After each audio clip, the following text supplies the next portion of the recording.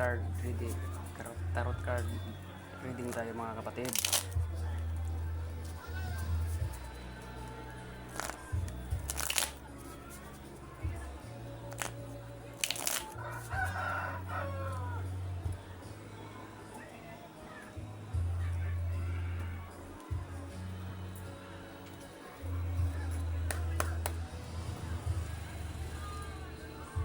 Yan, kuha lang tayo ng 30 na baraha. Isa, dalawa, empat, 6, 7, 8, 9, 10, 11, 12, 13.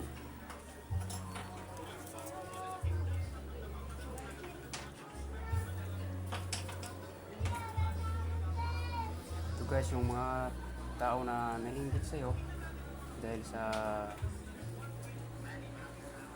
mga success mo ay ito na, kinakarma na po sila. Ito na nangyari sa mga tao na naiinggit sa'yo, kinakarma na sila. 9 of Swords. Ito na nangyari sa mga tao na naiinggit sa'yo, kinakarma na sila. Inuusig na po sila ng kanilang mga karma.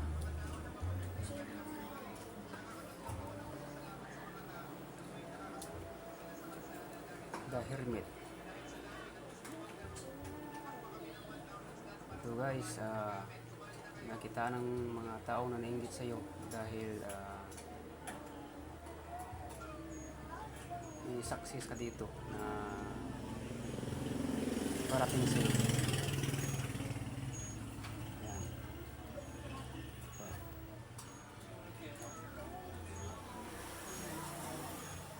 So guys, ang nakiingitan sa'yo ng mga tao dahil maraming parating sa'yo ng mga blessing at ito ang kinakaingitan po nila sa inyo.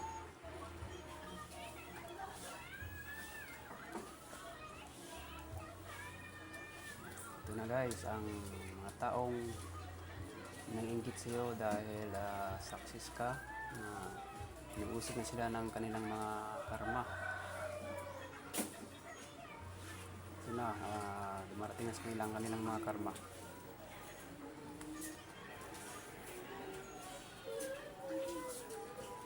Ito ang kinakaingitan nila guys, na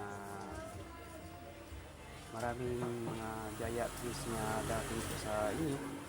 Kaya itong tao na nainggit sa'yo, ayaw-ayaw na talagang makita ka na marami kang matanggap ng mga blessing.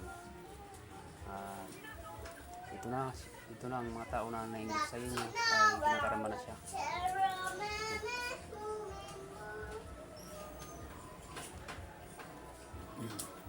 Ang pinakaayaw po ito ng taong nainggit sa inyo na ayaw na talaga na masiyahin ka, nag-enjoy ka. Lalo na po nakikita ka sa mga kaibigan na nag-enjoy ka, at yun ang pinakaayaw niya, na makita ka na masaya ka, nag-enjoy ka.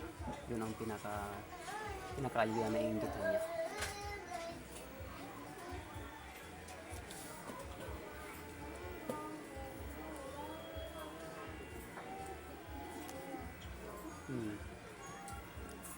Ito guys, marami ka ditong ma-harvest na mga biyaya at blessing. Marami ditong matatanggap.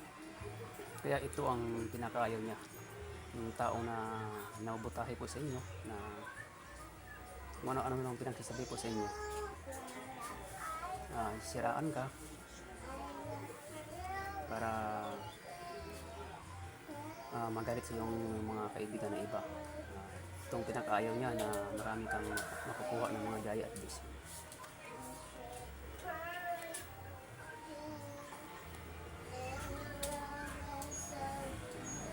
At ito pa ang pinakaayaw niya sa inyo, na na mapagmahal ka sa hayop. Ang mga hayop dito ay parang mapasunod mo, mapaamo mo. Ah, Malapitin ka sa hayop ang pagmahal. Kaya kung sa mga tao man, pagmahal ka sa mga tao. Kaya ito ang tao itong naiinggit. Ito ang talagang pinakaayaw niya makita sa iyo. Na mapagmahal ka sa mga hayop o sa tao. Ayan.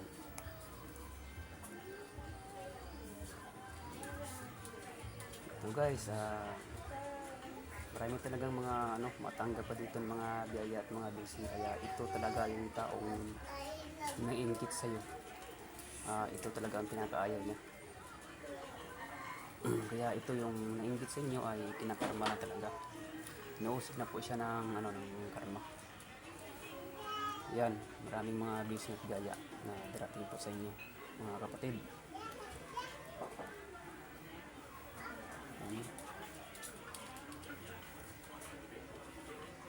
At lalo na dito, mga kapatid, ito talaga ang pinakaayaw niya, na matulungin ka na tao, pagbigay. Tsaka ito, marami ka talagang makukuha dito ng mga biyaya, blessing. At yung tanggap mo ng mga biyaya at blessing, mga kapatid, sinishare mo din sa ibang tao. Tinutulong mo din, matulungin ka na tao. Kaya ito yung taong naiinggit sa iyo. Ito talaga ang pinakaayaw niya sa inyo. Ayun.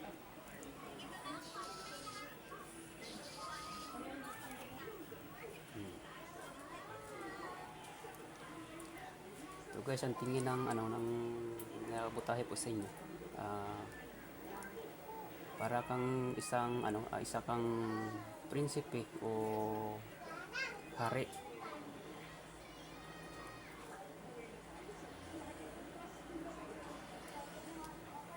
Kahit saan ka magpunta nito, mga kapatid, ay tinitignan nga po niya, in-spy. Yan.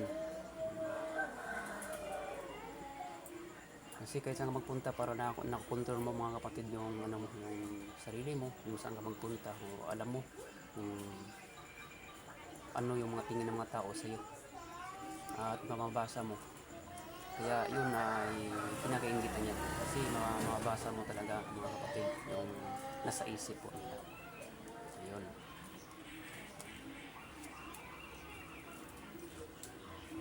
Dito guys, ang tao po na namabutahe po sa inyo, na nainggit, ay bigo po to. Ano pong pinaplano niya, na ikaw ay sirain, babagsakin, pasiraan sa mga kaibigan, hindi po ito nagtagumpay. Bigo to, mga kapatid. Bigo po siya sa lahat po ng mga ginagawa niya, na pananira sa inyo, panabubutahe, nisiraan ka sa mga kaibigan o na lang, bigo po siya. Kung anong pong sinasabi niya sa mga ibang tao ay hindi na po siya pinagkatiwalaan. Hindi na po naniniwala sa kanya kahit ano pang sinasabi niya sa mga tao na paninira po sa inyo. Ito, bigo po siya sa kanyang mga paninira at binabalak po sa inyo, mga kapatid. Ay bigo siya, bigo. Last card na lang tayo, mga kapatid. Ito guys, itong taong nainggit sa iyo,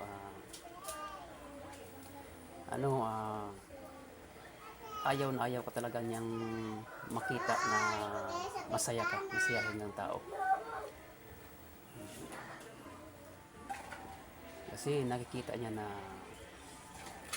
successful ka sa buhay at masiyahin ka na. Dati lagi ka na nakakulong sa bahay niyo. Anong iniisip mo? Ngayon nakikita niya na successful ka na sa buhay mo at masiyahin ka na. Ito talaga ayaw niya makita. Gusto niya na makapikit na lang mata niya, na ayaw ka niya makita na masiyahin ka at makita niya na marami kang biyaya na natatanggap, mga blessing. Yan guys, hanggang dito na lang po tayo, mga kapatid. Support na lang po ng aking YouTube channel, Guardian Angel, at paki-subscribe at paki-like na lang po mga kapatid. At pakipindot na lang din po ang bell button para palagi po kayong updated sa aking mga video. Maraming salamat po sa inyo mga kapatid. God bless you more.